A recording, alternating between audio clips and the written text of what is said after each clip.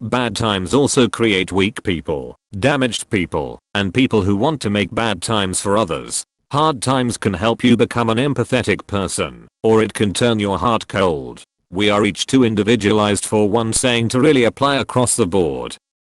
Countries under brutal dictatorships should create strong men to bring democracy, but as we see often that there is a cycle of changing dictatorships.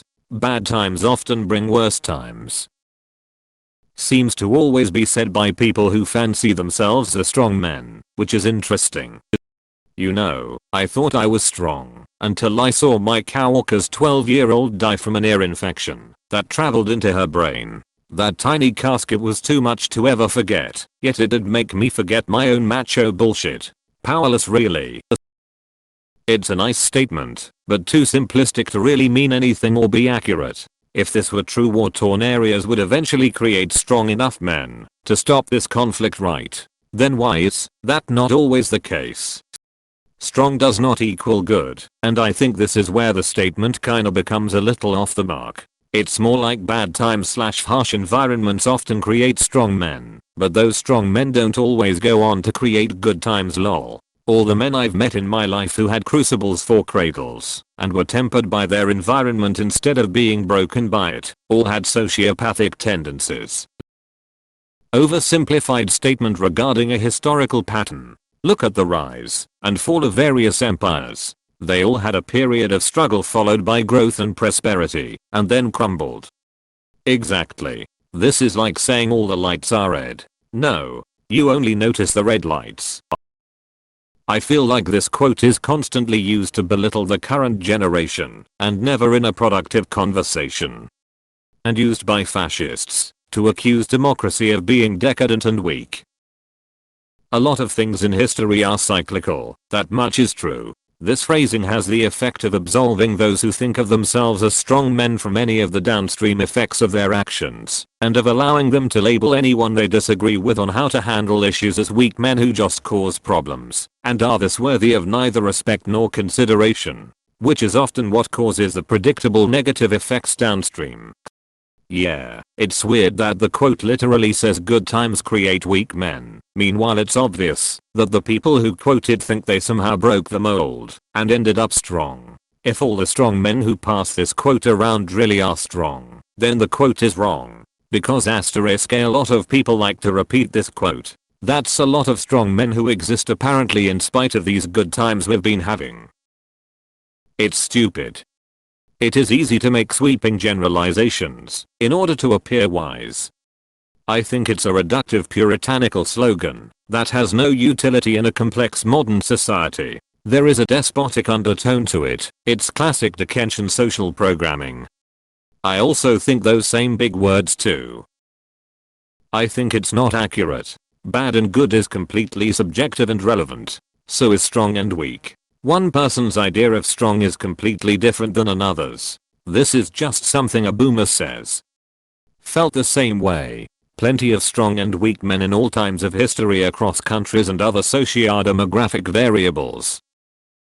It's bullshit. I would love for someone to objectively demonstrate this thought process. Like, pick a clear, demonstrable historical example with clearly defined metrics of strong men and weak men, where these clearly defined strong men created good times and the clearly defined weak men that resulted created bad times. Also define what constitutes good times and bad times.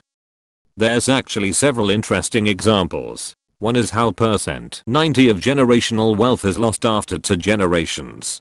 %70 after only 1. Children born into wealth often have little concept of its value. So the parent works hard to build wealth to create a better life for their kids, who don't have to work as hard and end up wiping it out. Meaning the next gen kids will have it harder.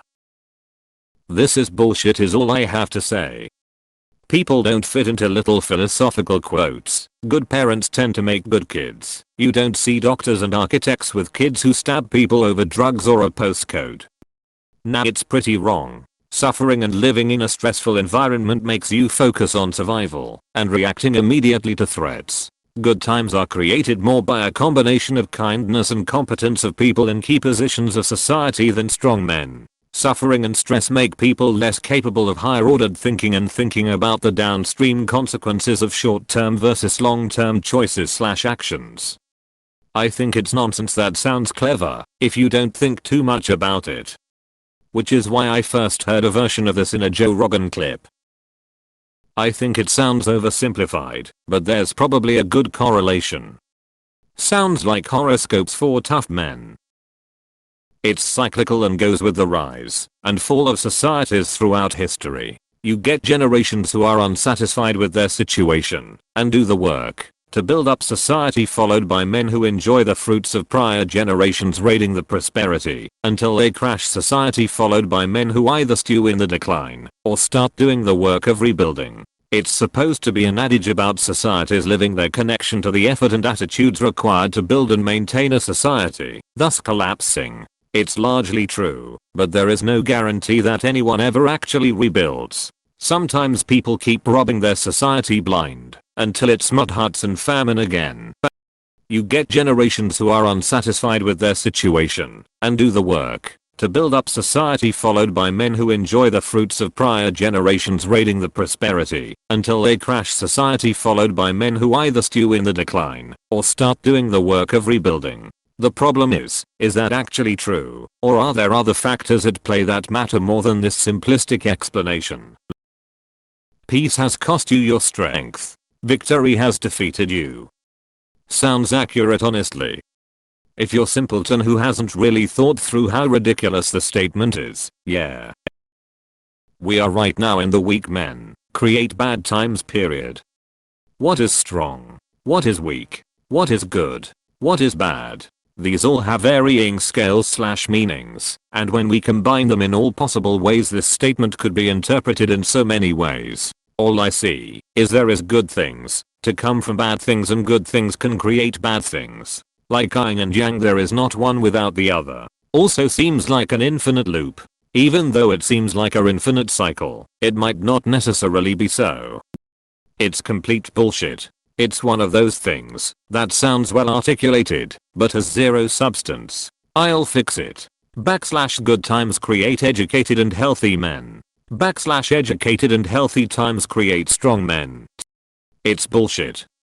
I think a lot of people who view themselves as strong men use this as an excuse to be toxic dickbags, because they still see themselves as being right despite objectively often being the source of most problems in society. Or let me put it in another way, it's probably one of the favorite sayings of the //morons patriots who marched on Capitol Hill January 6th. It's fortune cookie wisdom, don't put much stock in it. It's bullshit like every other generalized quote out there. I see a lot of unsavory people quote this, so my reaction is automatically negative. I think the sentiment is related to the Kali Yuga, and a lot of right-wing conspiracy and esoteric nationalist types have picked this up. It might be because of the work I do, but the only people I see repeat this have fully bought into social Darwinism. If I had to separate the statement from all that, I still wouldn't have a positive reaction. Strong men and weak men are obvious value statements, and I have to question what both of those mean. I'm going to assume whoever is repeating this has an interpretation of masculinity that doesn't match mine. That is, has to be stoic at all times, must be the provider/breadwinner/head of household, cannot take criticism, views all other men as competition, etc. The only real takeaway is complacency by strong good moral men allows room for bad ill-intentioned men to thrive.